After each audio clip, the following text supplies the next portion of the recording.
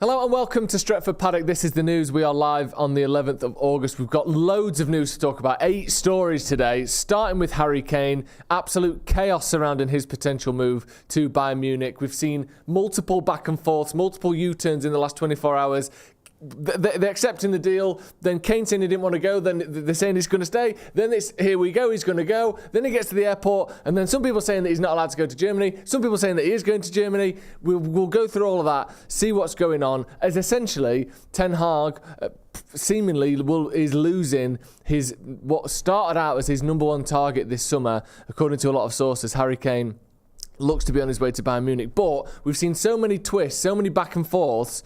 Who knows what remains in this transfer saga? We've also got a little update on Harry Maguire. Fred seems to be off. Kovar seems to be off.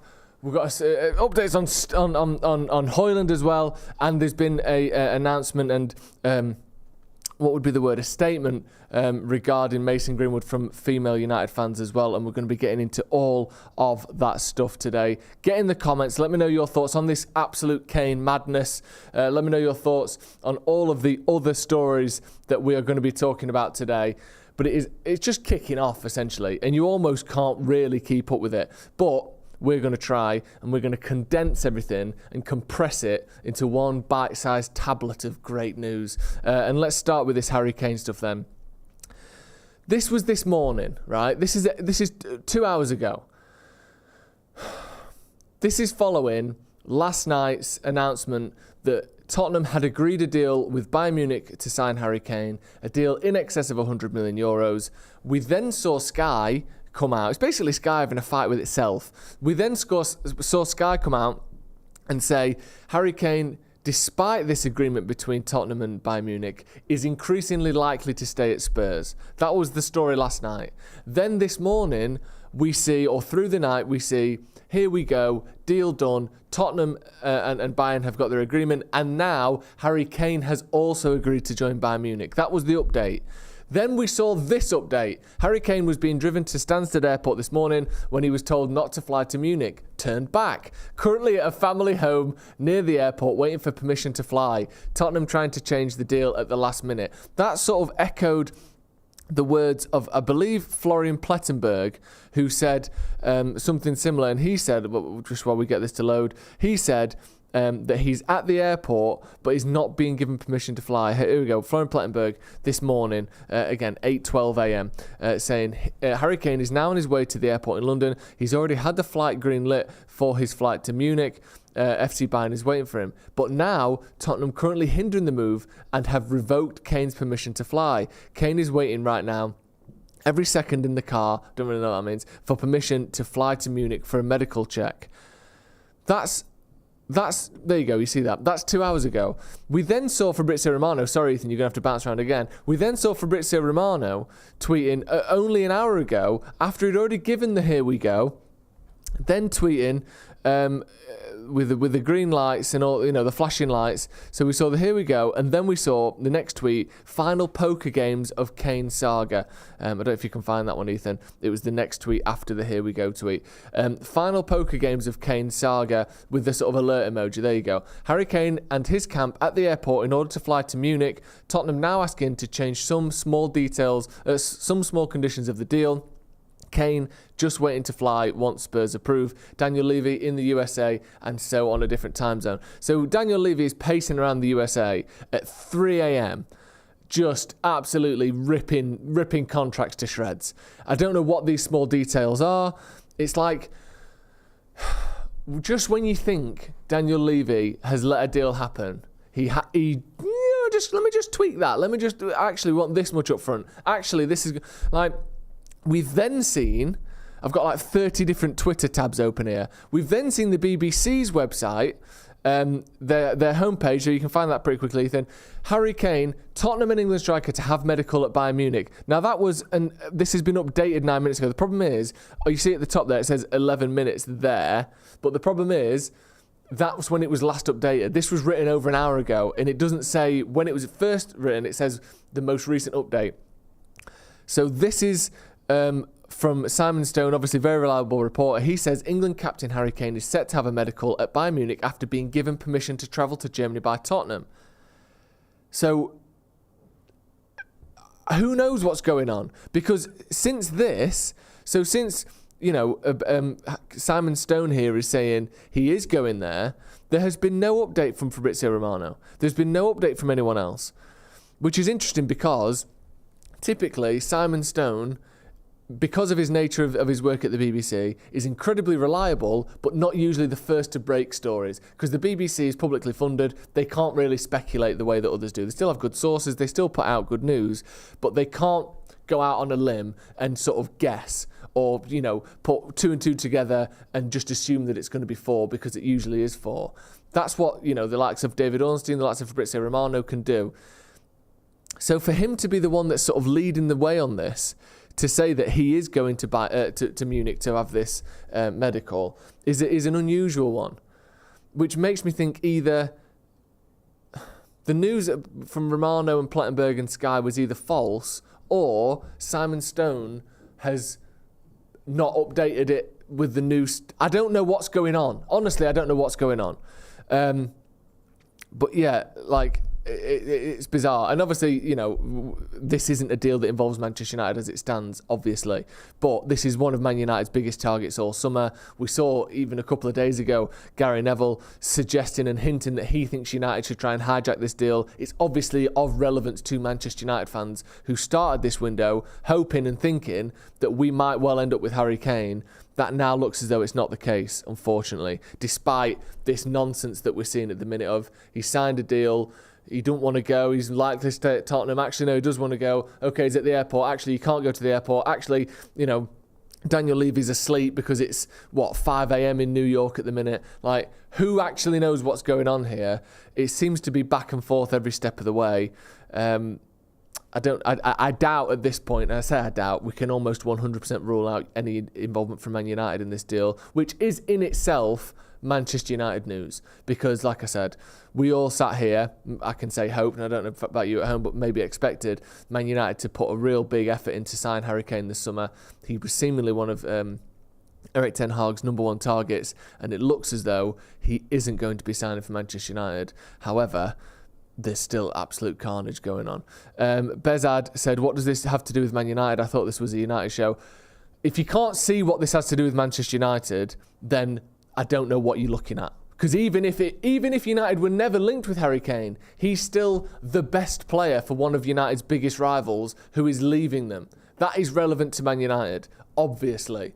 So I know you're just saying that because you know what it's got to do with Man United. And if you don't, then why are you watching? Right, let's move on. Something that definitely has something to do with Man United. Harry Maguire, Manchester United's captain, handed a £6 million payout to leave Manchester United. So we saw the other day that the £30 million fee was agreed with West Ham, which I think is a relatively fair fee.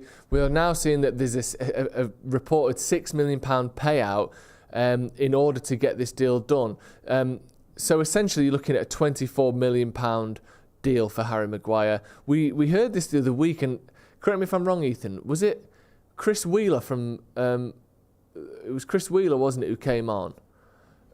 Who said about Harry Maguire's wages being so high that in order to get him off the books at United, we'd have to give him a bit of money to basically say, you aren't going to be getting the 150 grand a week you get now.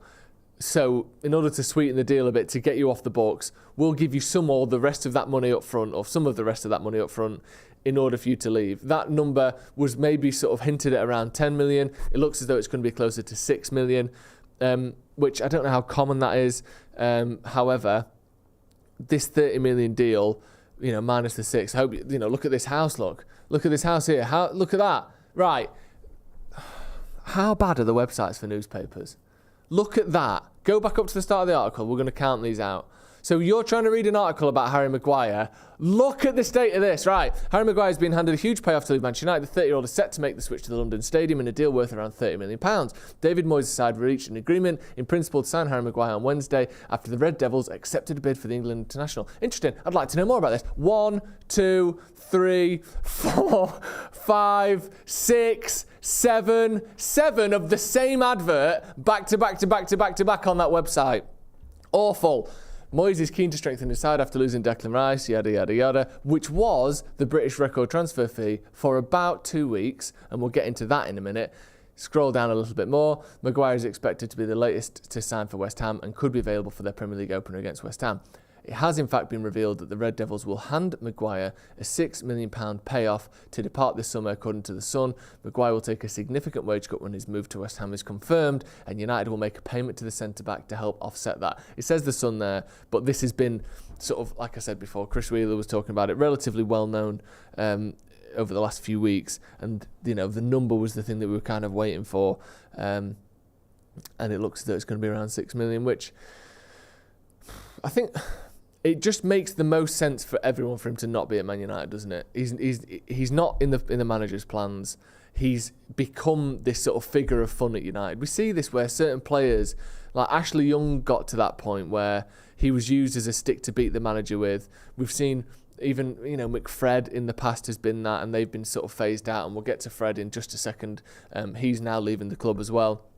You have these players who eventually it just becomes toxic them being at the club, and sometimes it's through no fault of their own, and sometimes it is, but I just think it's for the best that even if we have to pay 6 million back, getting 24 million is a decent fee for Harry Maguire. And again, you can't really put a price on not being taken the piss out of constantly, and I think it's good for him as well, because he don't really deserve it, and I think at West Ham he'll hopefully get the praise that a player of his standard should be getting, which is he's a mid-table player and they're a mid-table team, but best of luck to him. Let's move on to Fred then. That's another one.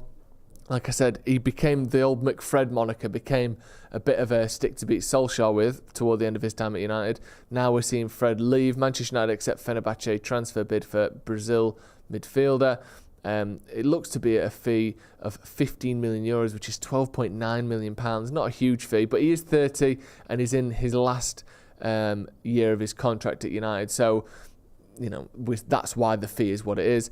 He's one of those players that on his day, or not even on his day, because he can have minutes where he's amazing, but certain games like I think it was the 2-0 against Tottenham won it last season, he came on and was like genuinely world class. He has moments or 30-minute spells or cameos or appearances where you'd watch him and you go, he's unbelievable. He covers every blade of grass. Sometimes his passing looks good. He's receiving the ball in good areas. He's scoring a couple of goals even last season. I think there's a point where he's like our 4th highest scorer last year, which says more about the attacking line than it does about Fred. But other times, he'll have spells and weeks and months on end where, like the game against Wolves a couple of years ago stands out. Early in the start of the season, I think we drew or lost the game away to Wolves, and Adama Traore just embarrassed him time after time after time, knocking the ball past him, pushing him out of the way, couldn't get going whatsoever. The appearance at the Emirates, where he came on against Arsenal and barely touched the ball and was just sort of pushed around and passed around. He's got a bit of a dog chasing cars type energy at times where he just sprints straight at the ball without any real thought of, actually, is that easy to play around? Yeah, probably. So I think it's a bit of an end of an era with Fred. Not because he defined the era in a positive way, but he was used as an example of United have spent 50 million on this player that the manager didn't want when we bought him. He was also part of a transfer window that was Fred, Dalot and Lee Grant when Jose had just finished second, I think. And right, go on then, win the league and get these 3 players you don't even want. And then obviously that his partnership with McTominay was used as a bit of a stick to beat Solskjaer with. Again, I think it's for the best that he moves on. Right, next story. We've got to rattle through some of these. Kovar, the goalkeeper who was at, was it Sparta Prague last summer? I believe it was Sparta Prague. Anyway, he wasn't Sparta Prague, was it? Where was he at? Anyway, he was on loan last year, won the league with the team that he was at, is now going to Bayer Leverkusen on a permanent deal. The fee's around 9 million euros, but there was other reports saying that it was 5 million going up to 9 million. The other part of this, which seems to be good for Man United, is there are also reports that not only is there a first refusal, but there's also a buyback clause. So United can have him back if they want him. And if they decide not to and another team wants him, we also get first refusal on that bid. So I think that's a great deal for United. He's never really played for the first team. I don't think he ever has played for the first team. You're getting, a few million quid for him, and also, essentially, it's just a loan where we get 9 million quid for him. Because if we want him back, it was Sparta Prague, yeah. If we want him back, we can get him back very, very easily. So a great deal as far as I'm concerned. Speaking of deals, another one I do want to talk about, again, it's not United, but our rivals strengthening their team is relevant to Manchester United, obviously. I don't even know why I'm explaining that. Everyone knows that. Every fan talks about the player and the team of their rival players, of their rival teams, obviously. Everyone does that. Everyone talks about who's going to compete for this, who's going to compete for that. And Liverpool have signed Moises Casado in a quite astonishing £110 million British transfer record. I can't believe he's worth that much. Now, I think he's a good player, but when you look at sort of CV to price tag kind of ratios, how on earth is he worth £110 million? Can anyone in the comments, can anyone let me know why they think he's worth that? Also, Klopp is the classic, it's only shit until we do it type of guy, isn't he? Oh, have you got a new bike? Yeah, shit that bike. And then his mum buys him the same bike. Isn't this the best bike that we've got? We've got the best bike, haven't we?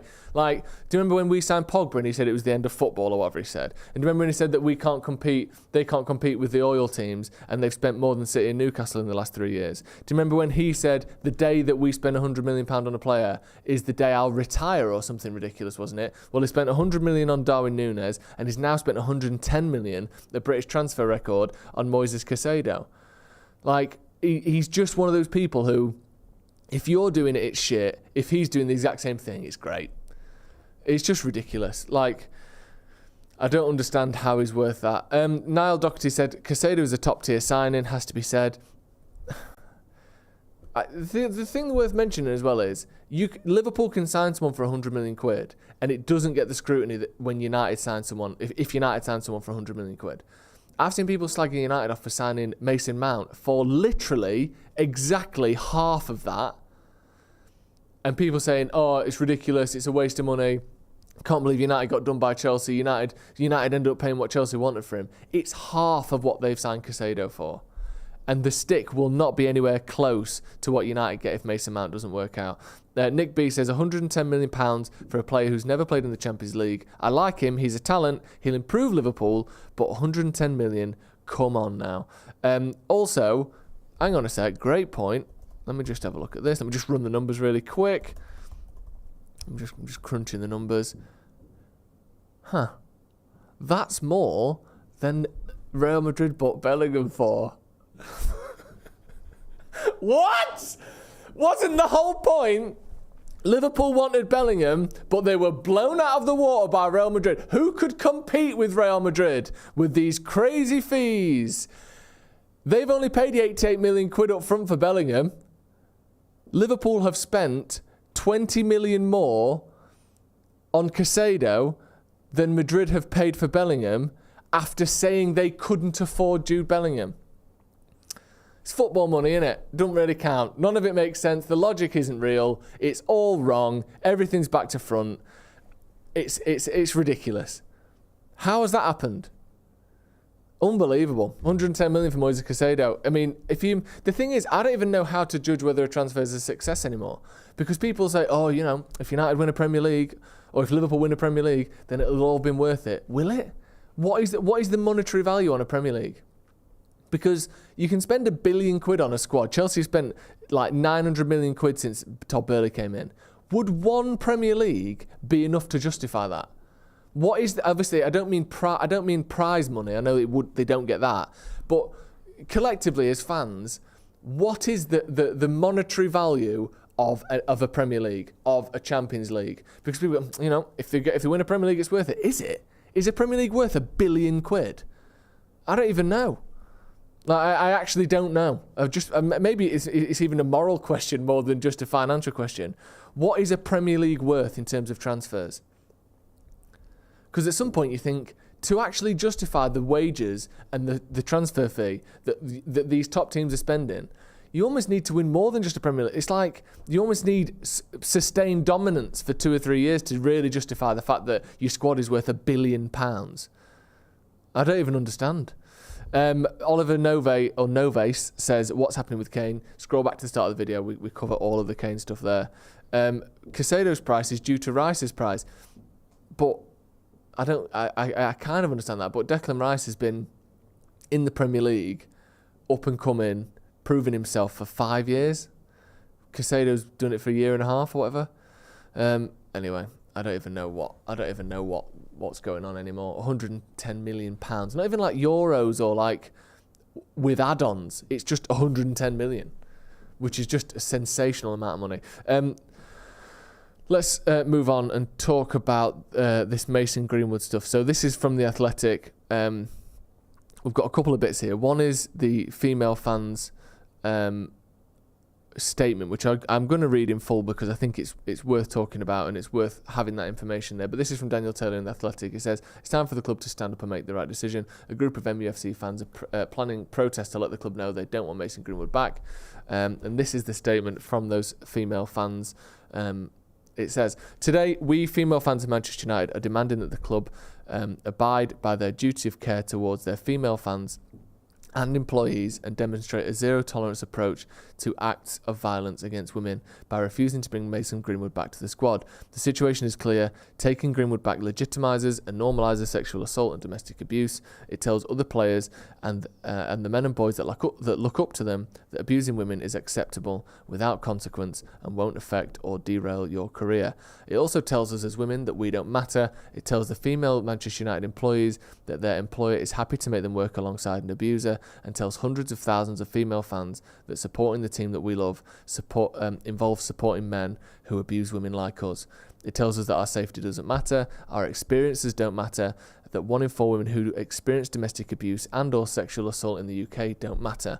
It tells us that men who make the club money not us, our fellow fans, mothers, sisters and daughters.